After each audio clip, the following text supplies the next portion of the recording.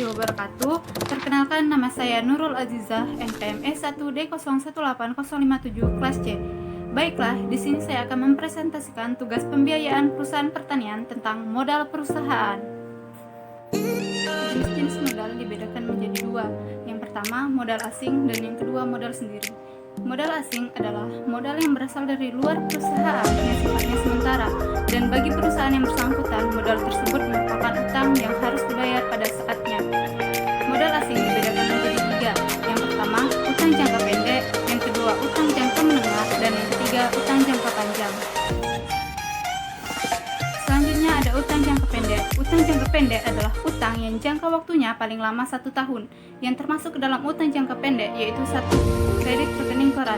Kredit rekening koran adalah kredit yang diberikan oleh bank kepada perusahaan dengan batas plafon tertentu, di mana perusahaan tersebut mengambilnya tidak sekaligus melainkan sebagian demi sebagian, dan bunga yang dibayar hanya untuk jumlah yang telah diambilnya saja. Bentuk kredit ini sangat elastis, tetapi bunganya relatif tinggi. Perusahaan sering menganggap kredit ini sebagai kredit cadangan karena kredit ini hanya mempunyai sifat untuk melengkapi. Yang kedua, kredit dari penjual. Kredit dari penjual biasanya disebut dengan kredit peniadaan. Kredit ini terjadi apabila penjualan produk dilakukan dengan kredit, yang berarti bahwa penjual baru menerima pembayaran harga dari barang yang dijualnya beberapa waktu kemudian setelah barang diserahkan. Pada umumnya, perusahaan yang memberi kredit penjual ini adalah perusahaan industri, sedangkan perusahaan yang menerimanya adalah perusahaan perdagangan.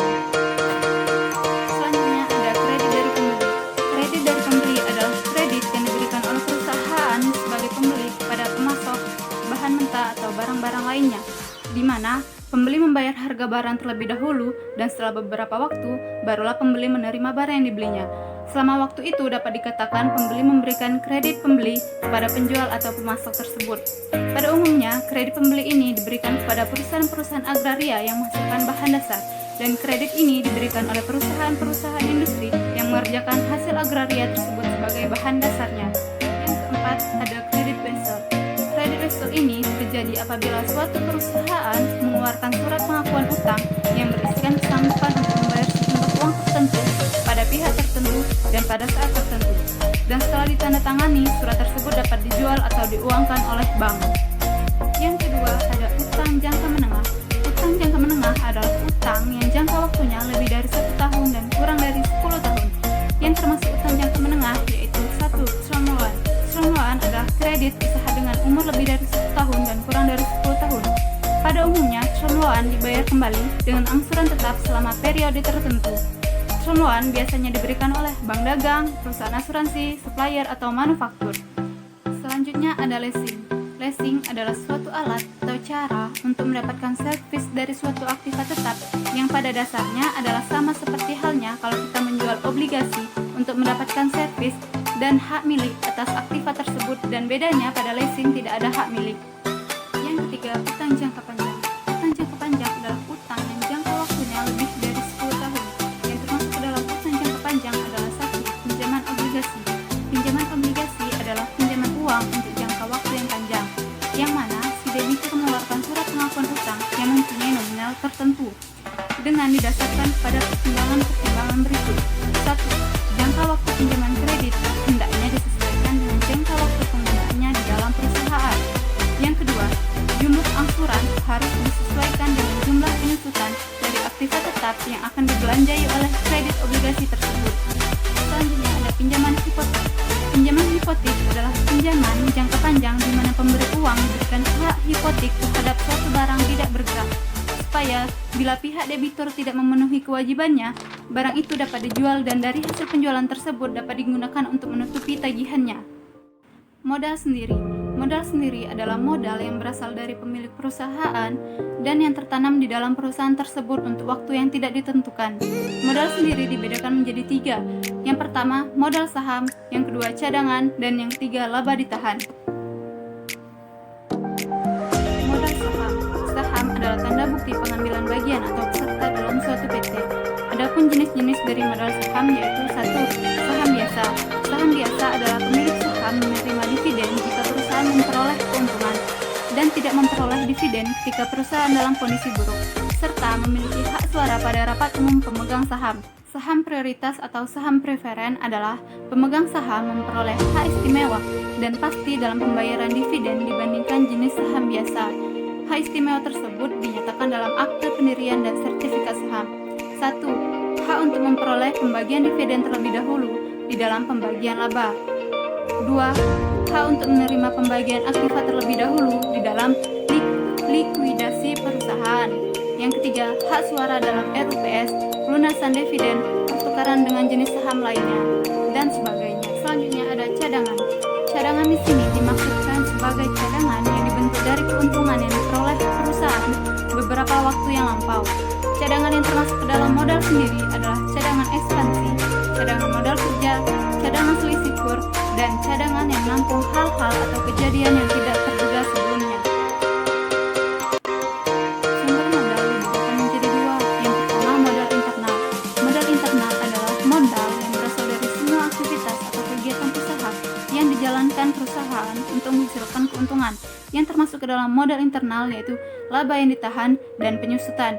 Yang kedua ada modal eksternal. Modal eksternal adalah modal yang berasal dari pihak-pihak luar perusahaan, biasanya yaitu bank, koperasi, kreditur, supplier, dan pasar modal.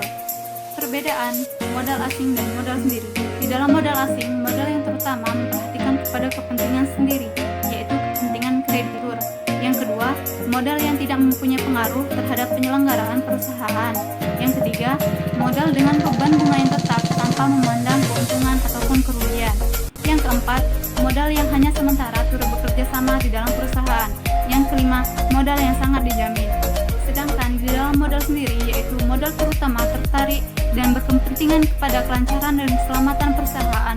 Yang kedua, modal yang dengan kekuasaannya dapat mempengaruhi politik perusahaan. Yang ketiga, modal yang mempunyai hak atas laba sesudah pembayaran bunga kepada modal asing. Yang keempat, modal yang digunakan di dalam perusahaan untuk yang tidak terbatas atau tidak tertentu. Yang kelima, modal yang menjadi jaminan. Struktur kekayaan adalah perbandingan antara aktiva lancar dan aktiva tetap, baik secara absolut maupun relatif. Misalnya, aktiva lancar 800.000 dan aktiva tetap 1.200.000. Struktur kekayaan absolut adalah 8 berbanding 12. Struktur kekayaan relatif adalah 40% berbanding 60%. Selanjutnya ada struktur finansial adalah perbandingan baik dalam artian absolut maupun relatif antara total kewajiban dan modal sendiri. Selanjutnya struktur modal. Struktur modal adalah perbandingan antara kewajiban jangka panjang dan jumlah modal sendiri. Berikut ini adalah neraca per 31 Januari 2011. Selanjutnya laporan rugi laba tahun 2011. Modal kerja adalah dana yang ditanamkan di dalam aktiva lancar atau keseluruhan aktiva lancar dikurangi utang, yang dapat diartikan sebagai investasi yang digunakan untuk membiayai kegiatan operasi perusahaan. Adapun konsep modal kerja yaitu konsep kuantitatif, konsep kualitatif, dan konsep fungsional. Next. Yang pertama, konsep kuantitatif. Konsep kuantitatif adalah jumlah yang diperlukan untuk mencukupi kebutuhan perusahaan dalam membiayai kebutuhan operasional yang bersifat rutin atau menunjukkan sejumlah dana yang tersedia untuk tujuan operasi jangka pendek. Dalam konsep ini menganggap bahwa modal kerja sama dengan jumlah aktiva lancar. Konsep kualitatif adalah kelebihan aktiva lancar terhadap hutang jangka pendek, yaitu jumlah aktiva lancar yang berasal dari pinjaman jangka panjang dan dari pemilik perusahaan tersebut. Konsep fungsional.